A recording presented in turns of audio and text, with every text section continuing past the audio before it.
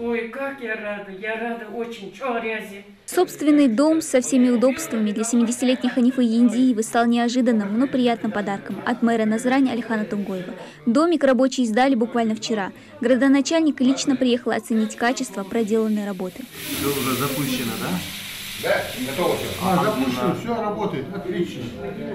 Земельный участок Ханифе выделила карабулакская администрация. Так как женщина находится в трудном материальном положении, 5 лет она жила в вагончике. О том, как жилось в тесном и холодном щитовом домике, без воды, газа и электричества, рассказывать не любит. Так и ютилась бы дальше, пока один из соседей не обратился за помощью к мэру Назрани, делится Ханифа Яндиева. Алихан Тумгоев на просьбу о помощи откликнулся сразу же. За 2 с лишним месяца построили дом. И, как оказалось, народный мэр не в первый раз помогает малообеспеченным жителям республики в строительстве нового жилья. За последние 5-6 лет это у нас уже 26-й дом. 26 домов мы построили, да, приобрели 2 квартиры для нуждающих.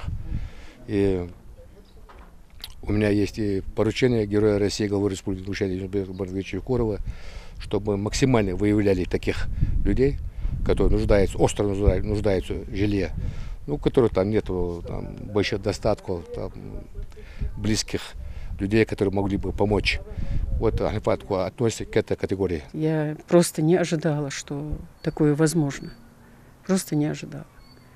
Оказывается, на земле есть добрые люди, которые как-то понимают, пытаются понять таких людей, как я, например. Вот бывает, вот оказались они в какой-то ситуации, да, эту ситуацию они стараются понять и стараются помочь людям.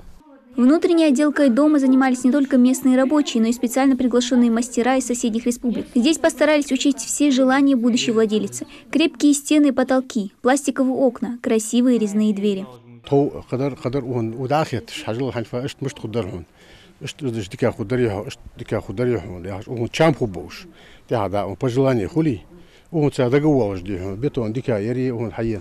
И почву чаюс, хоздигдиха фундамент лартая, ходик разметки капитально.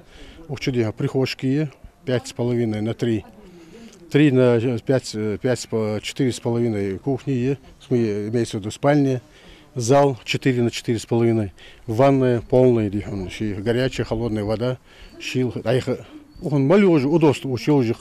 Уже на этой неделе Ханифа Яндиева переедет в новый дом, а на праздник Ураза Байрам женщина ждет в гости всех, кто помог ей в строительстве жилья. Ведь благое дело нужно отмечать после самого священного и благодатного месяца. Дана Плиева, Магомед Шаухалов, Новости 24.